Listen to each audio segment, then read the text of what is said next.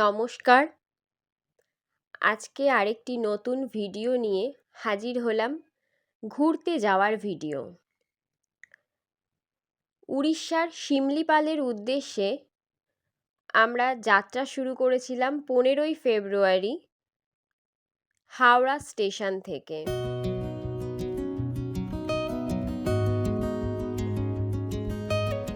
আমরা 25 জনের একটি টিম গিয়েছিলাম।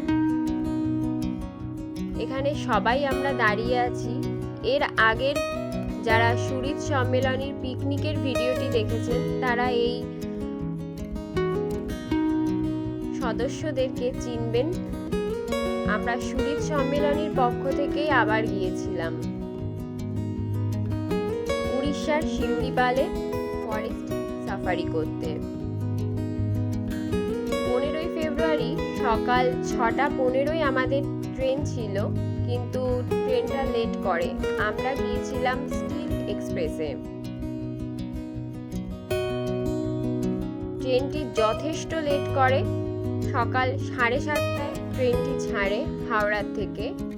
10:30 নাগাদ আমরা, একটু আগে পরে হবে, আমার অ্যাকিউরেট টাইমটা মাথায় নেই এই মুহূর্তে, আমরা চাকুলিয়া স্টেশনে নামি।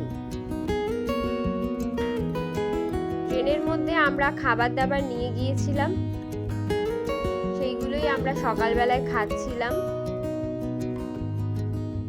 খুব মজা করে আমরা 15ই ফেব্রুয়ারি যাত্রা শুরু করি হাওড়া স্টেশন থেকে।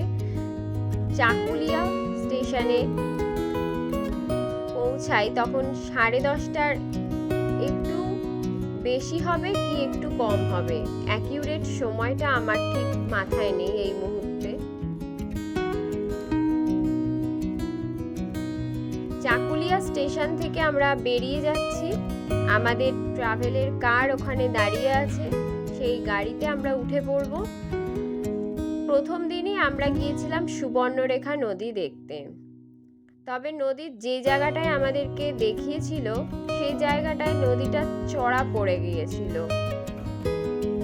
গাড়ির দাদা, মানে ড্রাইভার দাদা বলছিলেন যে অন্য দিক দিয়ে গিয়ে নদীটাকে ভালো করে দেখা যায়, সেখানে বড় বড় মাছও খেলে বেড়াচ্ছে। কিন্তু সমুদ্রের পার দিয়ে গেছে, আরেকটা মেদিনীপুর, গোদাবরী, পিয়াসা, বিষ্ণুপুর, বাঁকুড়া ইত্যাদি দিকে গেছে। আমরা যে রাস্তাটা মাঝামাঝি গেছে, ভারতবর্ষকে আড়াআড়ি ভাগ করে বোম্বে বা গুজরাটে গেছে, সেই রাস্তাতে জায়গাতে নেমেছে, সেই ট্রেন লাইনটার উপরে নেমেছে। এখন শিমলিপাল যে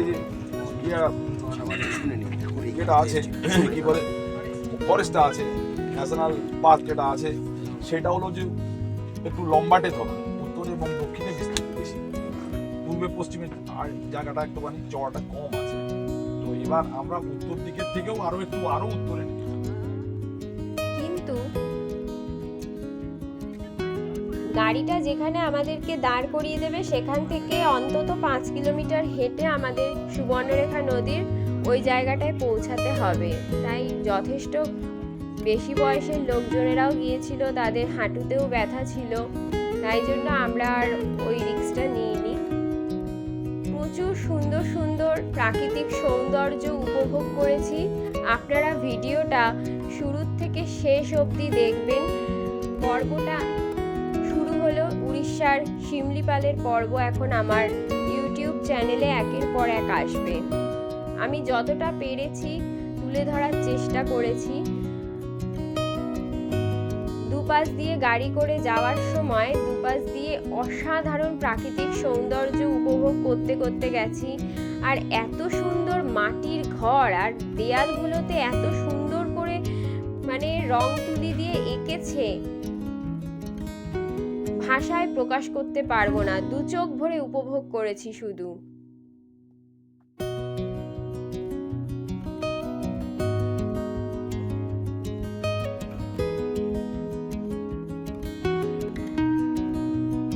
চোখ ভরে যে সৌন্দর্য উপভোগ করেছি, ক্যামেরায় সেই সৌন্দর্য আমি তুলে ধরতে পারিনি, তার জন্য দুঃখিত।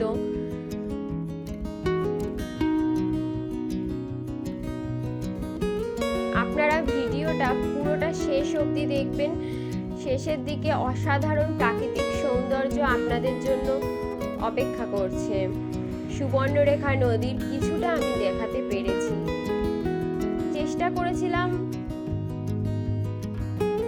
পুরোটা তুলে ধরার, আরো ভালো করে তুলে ধরার চেষ্টা করেছিলাম, জানি না কতটা পেরেছি। 15ই ফেব্রুয়ারি আমরা যখন যাচ্ছি যথেষ্ট গরম পড়ে গিয়েছে, খুব রোদ্দুরে না কষ্ট হচ্ছিল।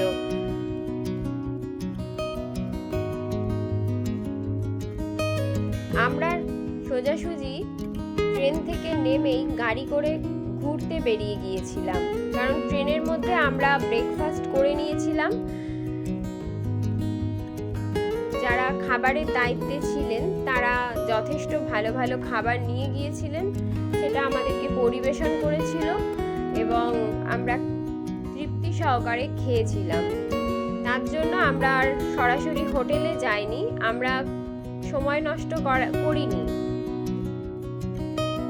আমরা ঘুরতে বেরিয়ে পড়েছিলাম।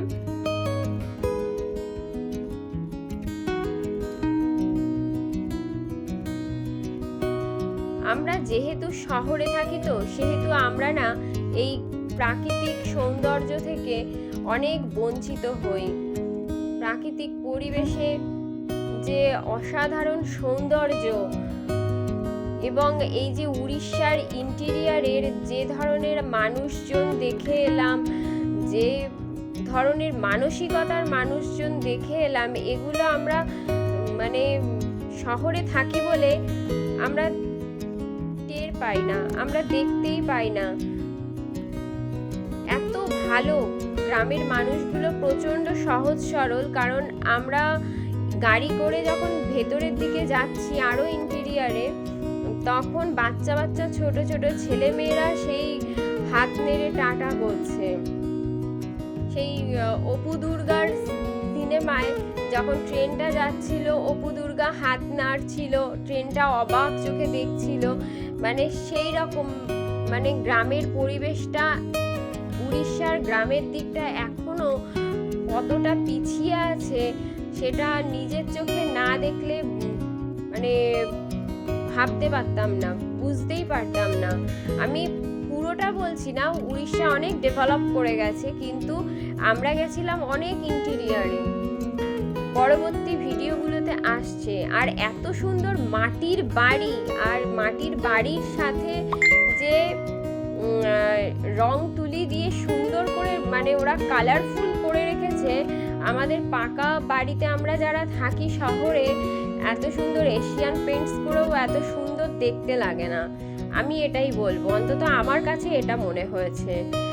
আমার তো ভীষণ ইচ্ছা কোনোদিন যদি সুযোগ হয় এরকম পরিবেশে, এরকম একটা মাটির ঘরে একটা দিন কাটিয়ে আসার, অন্তত এক দুদিন কাটিয়ে আসার।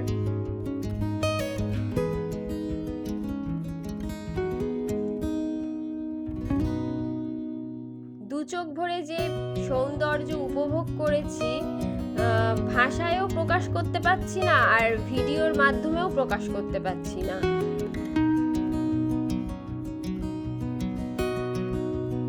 আপনারা যারা গেছেন উড়িষ্যার শিমলিপালে, তারা তো অবশ্যই জানেন যাওয়ার সময় কতটা প্রাকৃতিক সৌন্দর্য উপভোগ করতে করতে যাওয়া যায়। আর যারা যাননি তারা অবশ্যই উড়িষ্যার শিমলিপাল ভ্রমণ করে আসবেন এবং উড়িষ্যার একটু ইন্টেরিয়ারের জায়গাগুলো দেখে আসবেন, খুব ভালো লাগবে।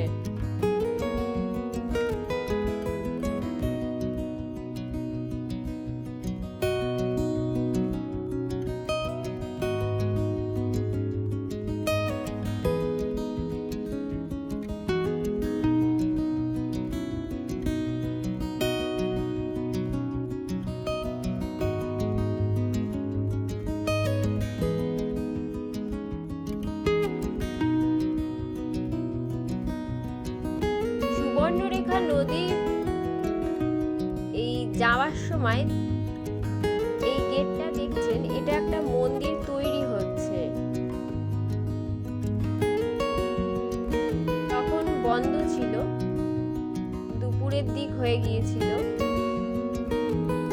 মন্দিরে আমরা ঢুকতে পারিনি। তৈরি হচ্ছে মন্দিরটা, আমাদের গাড়ির ড্রাইভার দাদা সেটা আমাদেরকে জানালেন। আর এই পাশটাতেই একটা সাধুদের থাকার জায়গা আছে, আশ্রম মতো, যেখানে আমাদের গাড়িটা রাখা আছে আপনারা দেখলেন। ওই পাশেই একটা সাধুদের আশ্রম আছে, কিছু সাধু সন্ত মানুষজন থাকেন ওখানে। এই হচ্ছে সুবর্ণরেখা নদীর চড়া পড়ে গেছে এই দিকটায়, কিন্তু অঞ্জু মাহাতো আমাদের যে গাড়ির ড্রাইভার দাদা তিনি বললেন আর একটা রাস্তা আছে, সেখান দিয়ে গেলে পুরো নদীটাকে উপভোগ করা যাবে, সেখানে চড়া পড়েনি। আমাদের বোটিং করতে বলছিলেন এই দাদাটা, তো আমরা কেউ করিনি। কি ছোট ছোট মাছ খেলে বেড়াচ্ছে, খুব সুন্দর লাগছিল। ভিডিওটা কেমন লাগলো বলবেন, আর পুরো ভিডিওটা দেখবেন, আশা করি খুব খারাপ লাগবে না। যদি কিছু ভুল ত্রুটি হয় নিজ গুণে ক্ষমা করে দেবেন। পরবর্তী ভিডিওগুলো আসছে।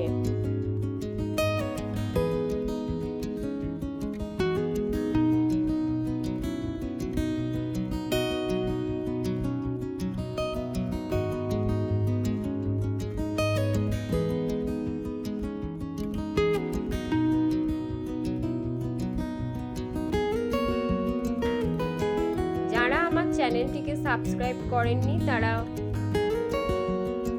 সাবস্ক্রাইব করে দেবেন। ভালো লাগুক খারাপ লাগুক সেটা কমেন্টে জানাবেন, তাহলে আমি বুঝতে পারবো, নিজের ভুলগুলো শুধরে নেব। ভালো থাকবেন সবাই, আনন্দে থাকবেন। নমস্কার।